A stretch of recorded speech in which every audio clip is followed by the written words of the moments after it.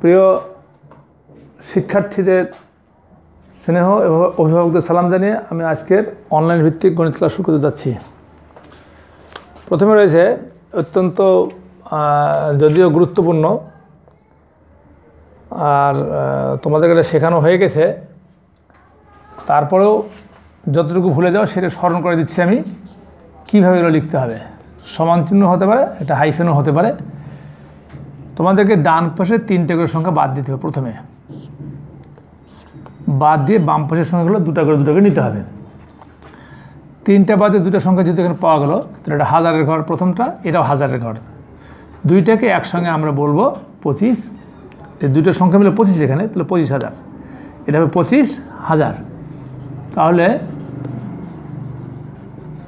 25,000 25, এখানে 2 জায়গায় চন্দ্রবিন্দু আছে। 25,025 চন্দ্রবিন্দু আছে। এরপর এটা পাওয়া যাচ্ছে আমি কি যে 3টা সংখ্যা আলাদা করলাম, এখানে কমও ব্যবহার করা যেতে পারে, না করলে এভাবে যদি তুমি যদি আলাদা করে নিতে পারো তাও হবে, অথবা যদি আলাদা করে এভাবে দাগ না দাও, শুধু একটু হাত দিয়ে ধরে নাও তুমি যে লেখো, তাও হবে, অসুবিধা নাই। এটা 88,000। খেয়াল করবা তোমাদের অনেক অভিভাবক তোমাদেরকে বলে ফেলে, বাবা এটা লিখতে পারো নাই, এই 88,888 লিখতে পারো নাই, কিন্তু 88,888 না, এটা হচ্ছে 88,888। তাহলে 88,800, এই 8 এবং 100, এই 88 আলাদা, 1000 আলাদা, কিন্তু 800, 500, 600, 300 তাহলে একসঙ্গে হবে 888। 88,888। এটা দেখো, এটা আবার আরেকটু বড়। এটাকে এই যে এগুলো 2টা অংশ ছিল, এখানে কিন্তু 2টা অংশ 3টে অংশ হয়ে যাচ্ছে। এই 3টা নিয়ে একটা, এই 2টা আলাদা, এইটা আলাদা। তাহলে এটা হাজারের জন্য 72,000। আমার এইটুকু যদি থাকতো তাহলে আমি লিখতাম 72,973। তার আগে আছে একটা 3, লক্ষ, 3,72,000। 3 লক্ষ বানানটা লিখতে অনেকে ভুল করে, জফলা দিতে, জফলা হবে না, এটা লক্ষ বানানটা ল ক্ষীয় বর্ণ, জফলা দিলে অর্থ আলাদা হয়ে যাবে। তাহলে 3,72,000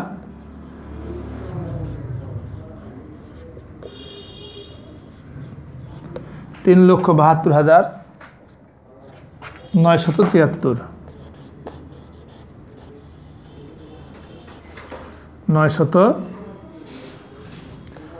অনেকগুলো 73, আসলে হা না আ, হা হবে 7 10 2, তাহলে এটা 72, আর এটা 73। পড়াশোনা উচ্চারণটা করবে 73। তাহলে 3,72,973।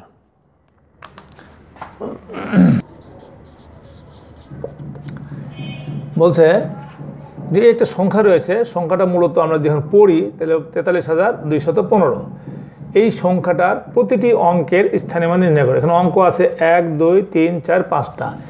এই 5টা অঙ্কের স্থানীয় মান নির্ণয় করতে বলছে এখানে। তাহলে এখানে স্থানীয় মান নির্ণয় করার কতগুলো পদ্ধতি রয়েছে।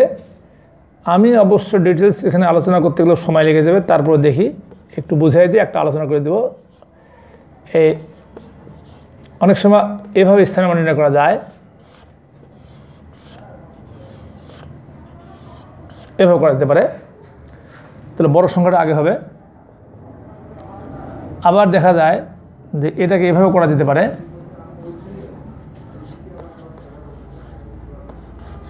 ছোটটা আগে। এটা একটা উপায় যেটা এখন বর্তমান দেওয়া হয়ে থাকে।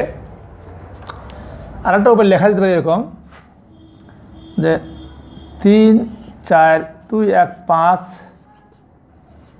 সংখ্যাটিতে বাম পাশ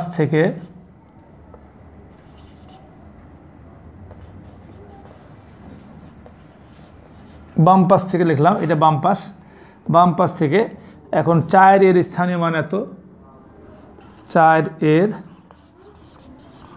স্থানীয় মান সমান দিয়া 4 লিখে 1 2 3 4টা 0, তারপরে 3 এর স্থানীয় মান 3 লেখা, 2 এর স্থানীয় মান 2 লিখে, এভাবে দেওয়া যেতে পারে। এরকম অনেকগুলো পদ্ধতি রয়েছে, সবগুলো পদ্ধতি সঠিক। আমরা যেহেতু এখনকার বইয়ে এই ধরনের সিস্টেম রয়েছে, আবার আরও একটা সিস্টেম রয়েছে, দেখলে তো অবাক হয়ে যাবে, যে হয়তো এটাকে উপর দিক দিয়ে করা হতো আগে, এরকম 4 3 2 1 5, দেখা গেল হয়তো এটাকে এভাবে দিল, এইরকম অনেকগুলো সিস্টেমই ছিল। তো তার মধ্যে সবচেয়ে উপযুক্ত সিস্টেম হচ্ছে 3টা। আমার কাছে সবচেয়ে ভালো মনে হতো, কিন্তু যেহেতু এখন এটা বইয়ে দেওয়া আছে, আমরা এভাবে লিখে দেখাবো, সবগুলোই সঠিক। এটা মূলত শুধু তোমাদের জন্য না, তোমাদের যে সমস্ত গার্জিয়ানদের একটু সমস্যা তাদের জন্য বলা হলো।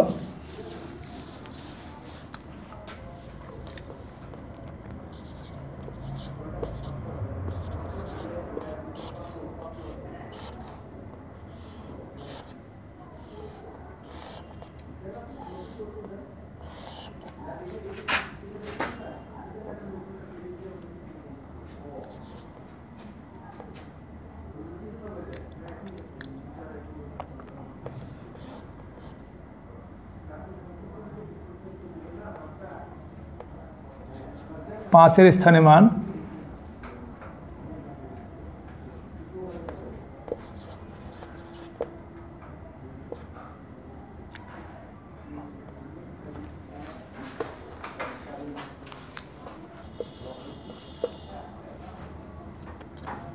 এখন এই যে 5 একক, এটা যদি বলা স্থানে মান লিখে যোগ করে দেখাও, তাহলে এই নিয়মটা যে আগের নিয়মটা ভালো ছিল। এখন এখানে একটু সরাই লেখার নিয়ম, এখানে 5, এখানে লিখতে হবে 10, এখানে লিখতে হবে 200, এভাবে লিখতে হবে, এভাবে সরে আসবে। এটাকে যদি আমি এভাবে লিখি তো খারাপ দেখা যাবে। এই 5 10 200, 3-এর পরে 4-এর পরে, এটা হয়ে গেল সমস্যা, এটা হলো খারাপ, এভাবে লেখা যাবে না। এই জন্য যে সিস্টেমটা ছিল আগেকার সময়, যেটা আমি আবারও দেখাচ্ছি তোমাদেরকে, এই সিস্টেমটা বেশি ভালো ছিল। 1 দশক শতক হাজার অযুত, এখানে লিখতো 4 অযুত, এরকম সমান এত, ভালো ছিল। তো যাই হোক, অনেক সময় নিলাম এটার জন্য, আর একটা অঙ্কের সময় কম হয়ে যাবে। 5 একক সমান 5, 2 দশক না 1 দশক সমান 10, তারপরে 2 শতক সমান 200, 3000 বলা হয়, সহস্র বলা হয়, সমান, দেখো সব সরে আসছে বাম দিকে।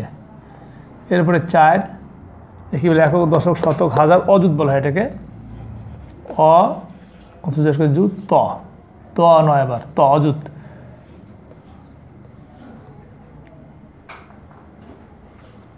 4 এল স্থানে মান, এখন যদি আমরা যোগ করি এই সংখ্যায় চলে আসবে। এল স্থানে মান নির্ণয় করার একটা পদ্ধতি।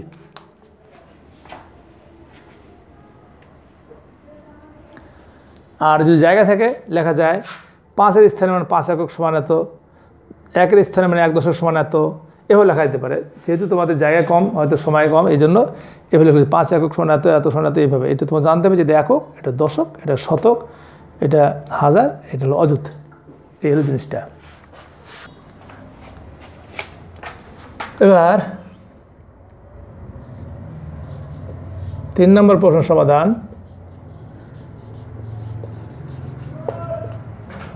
মাঠে শিশুরা খেলছিল, পরে আরও 58 জন শিশু মাঠে আসলো। মাঠে মোট কতজন শিশু হলো? অবশ্য সংখ্যাটা একটু ভুলে গেছে। মাঠে এখানে একটা সংখ্যা থাকবে,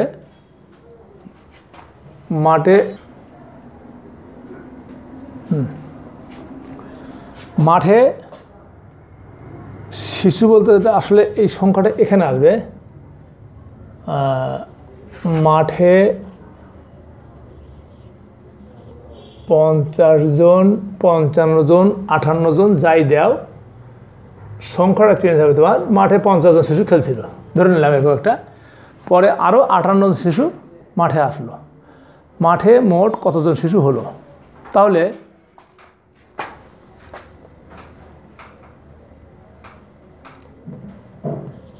অঙ্কটা কী হবে? মাঠে মোট কতজন শিশু হলো? তাহলে 50 জন শিশু খেলছিল, 58 জন আসলো, সঙ্গে তো যোগ হয়ে যাবে। অত্যন্ত সহজ অঙ্ক। ভাষাটা কী লিখবো? ভাষা লিখতেই না পারো, 50 থেকে 58 লিখে যোগ করে দিয়ে রেজাল্ট বানিয়ে দেওয়া হয়ে যাবে। অথবা মাঠে শিশু খেলছিল,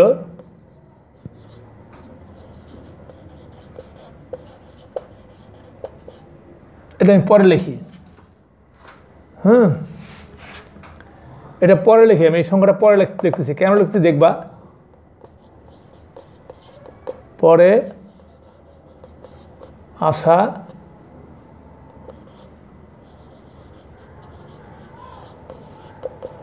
শিশুর সংখ্যা। যে তাও তো কথা কম হলো, যদি কথাটা বড় হয়ে যেত, বেশি হয়ে যেত, সংখ্যাটা দূরে সরে যেত। এই সমস্ত কারণেই জায়গাটা আমি দেখে নিলাম কতটুকু জায়গা আমার লাগবে। তাহলে মাঠে শিশু খেলছিল 50 জন। এই 50টা এখানে লিখলেই আমার এই সংখ্যাটা লিখতে গিয়ে কষ্ট হতো, এই জন্য আমি একটু জায়গাটা দেখে নিলাম। পরে আসা শিশুর সংখ্যা 58 জন। যোগ করে দিলে কত হচ্ছে? 8 আর 0 যোগ করে 8, 5 আর 5-এ 10। কী বলছে এখানে? মাঠে মোট কতজন শিশু হলো? অতএব মাঠে মোট শিশু হলো।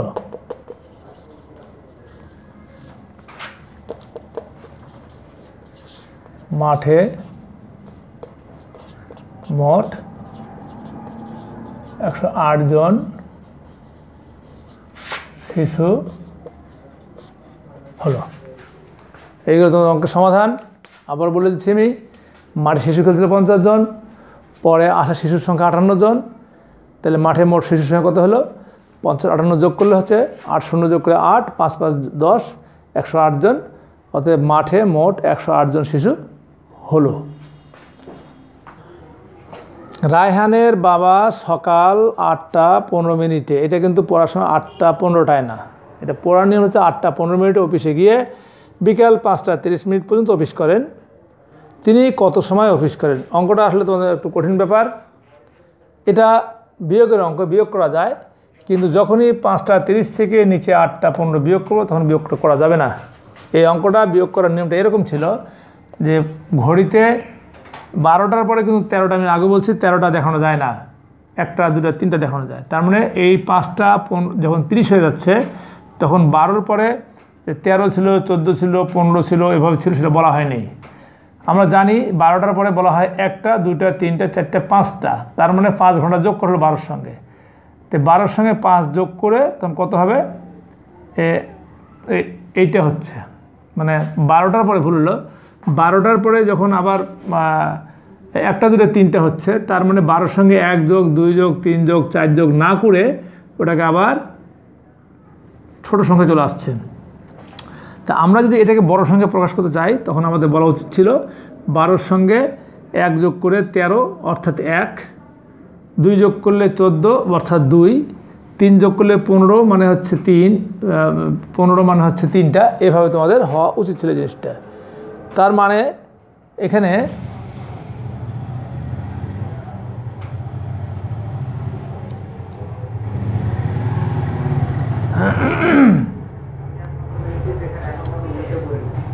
12-র সঙ্গে যদি 5 যোগ করি তাহলে 17।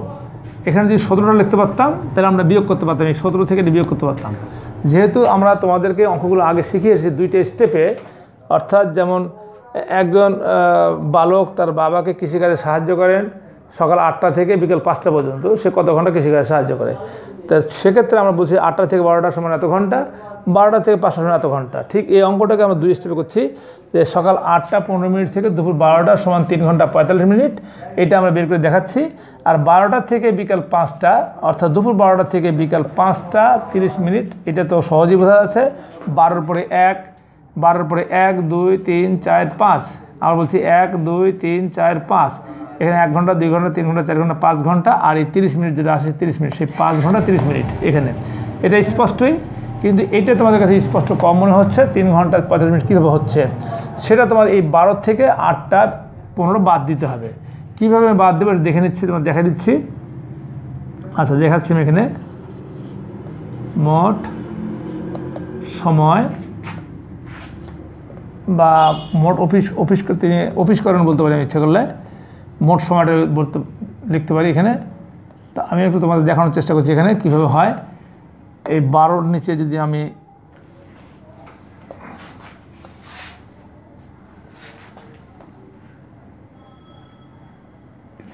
এখানে করে দিচ্ছি 12-0-0 নিচে আমি যদি বিয়োগ করি এখানে 8টা 15, তাহলে আমার এখানে বের হয়ে যাবে। এই জায়গাটায় তোমাকে 1 ঘন্টা আনতে হবে, অর্থাৎ 60 মিনিট হবে। 60 মিনিট থেকে 15 মিনিট বাদ দিলে তোমার কত বের হবে? এখানে 45 হবে। আবার বলছি, এখান থেকে 1 ঘন্টা এখানে আনতে হবে। এই 10 থেকে 5 বাদ দিলে 5, ঠিক আছে, কিন্তু এখানে আবার 10 থেকে 2 বাদ দিলে 8, এভাবে লেখা যাবে না। এটা মূলত 1 ঘন্টা আবার 60 মিনিট আনতে হবে এখানে। এই 60 মিনিট থেকে 15 মিনিট বাদ দিলে 60 থেকে 15 যদি বাদ দাও তাহলে তোমরা অবশ্যই 45 এখানে পাবা। আমি দেখাচ্ছি এখানে, এই যে 60, এখানে 10 থেকে 5 বাদ দিলে 5, এই একটা এখানে 2, 6 থেকে 2 বাদ দিলে 4, এখানে থাকলো এটা। আর এই যে একটা এখানে নিলাম 60 বানাইলাম 1 ঘন্টায়, সেটা এখানে দিয়ে এখানে হচ্ছে 9, 12 থেকে 9 বাদ 3, এটাই বের হচ্ছে 3 ঘন্টা 45 মিনিট। এই 3 ঘন্টা 45 মিনিট মূলত এখানে থাকবে এরকম 12, কিন্তু ধরে নিতে হবে এখানে 60 মিনিট এখানে আছে, 1 ঘন্টা গিয়ে 60 মিনিট হয়ে গেল, আর সেটা এখানে দিতে হবে। এইভাবে এটা বিয়োগ করে পাওয়া যাচ্ছে তোমার 3 ঘন্টা 45 মিনিট। সেটাই দুপুর সকাল 8টা 15 মিনিট থেকে দুপুর 12টা 3 ঘন্টা 45 মিনিট। আমি আলাদা লিখে দেখালাম। দুপুর 12টা থেকে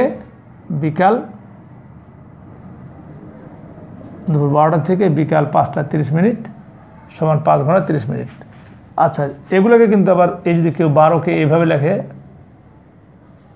তাও লিখতে পারবে, ইচ্ছা করলে এগুলো, তাহলে এখানে লিখতে হবে, আর না লিখলেও চলবে। এখন যোগ করে করতে হচ্ছে 5 আর 0 যোগ করে 5,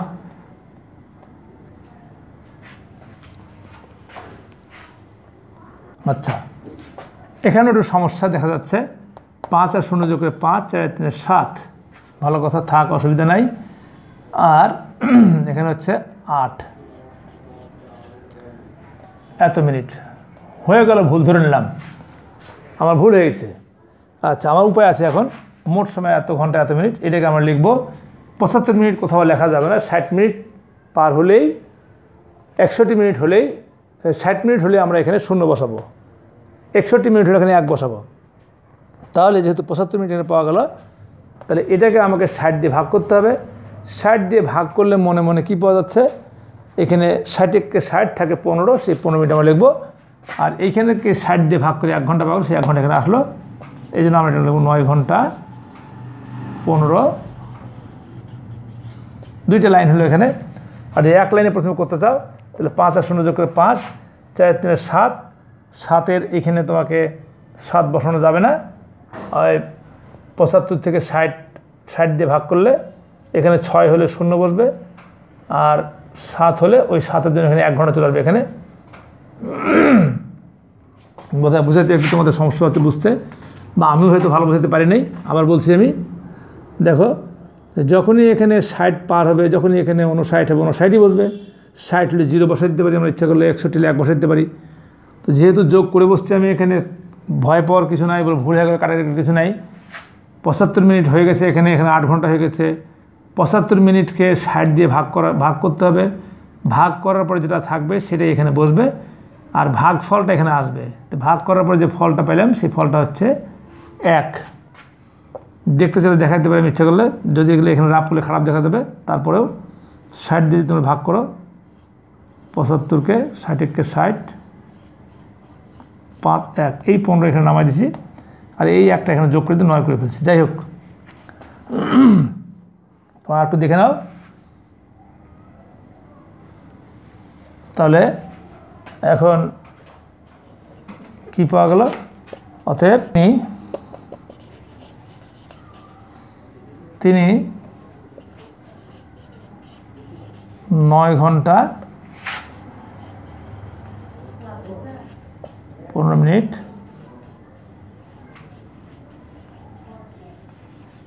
অফিস করেন।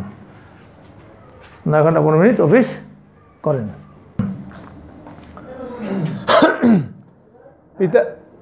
পিতার বয়স পুত্রের বয়সের 5 গুণ।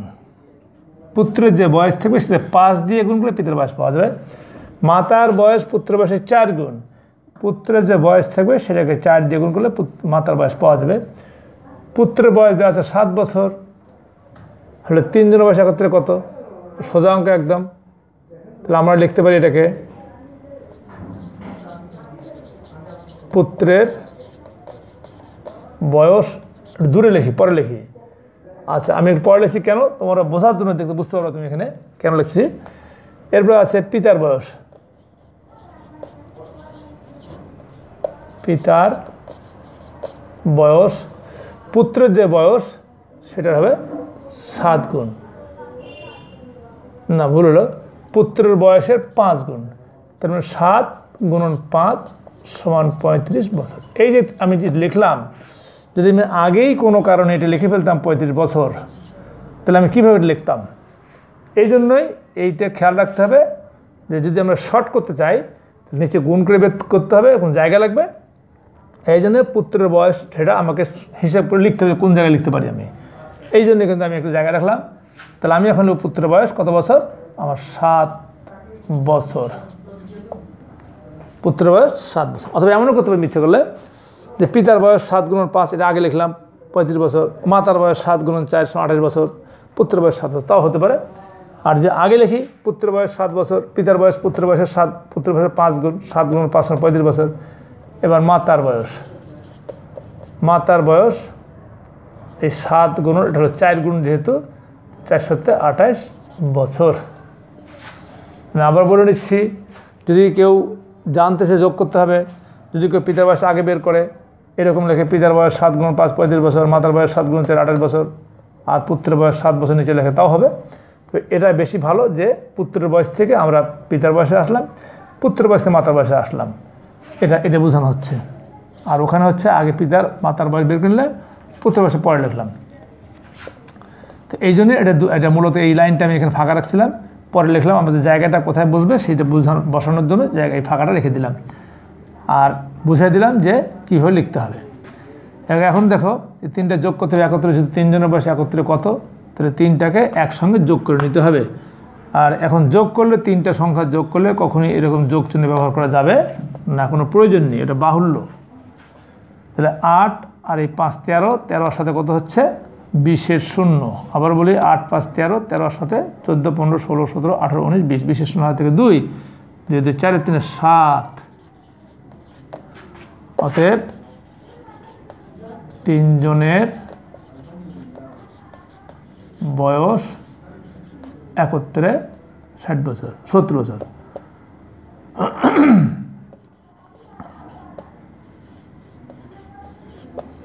3 জনের বয়স একত্রে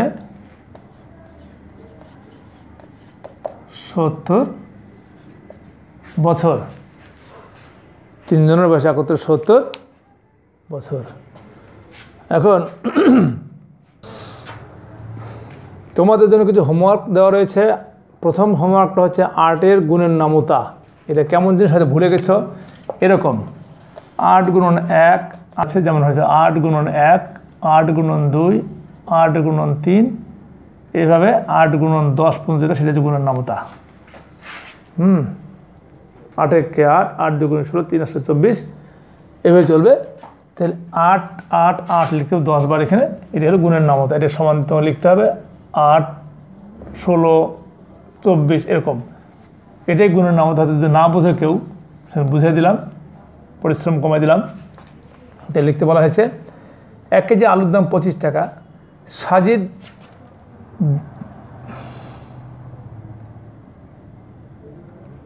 20 কেজি 20 কেজি, সাজিদ 20 কেজি আলু কিনতে পারে, মানে তার কাছে যে টাকা আছে সেই টাকায় 20 কেজি আলু কিনতে পারে। যদি 1 কেজি আলুর দাম 5 টাকা কম হয়, তবে এখানে দাঁড়িয়ে না দিয়ে কমাতে দেবে যেমন ইচ্ছে করলে।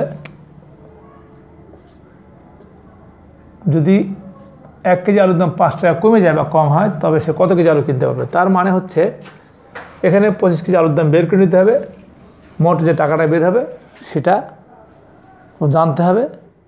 এরপরে আগে 1 কেজির দাম 25 টাকা ছিল, সেখান থেকে 5 টাকা কমে যাবে, তাহলে 20 টাকা হবে প্রতি কেজির দাম।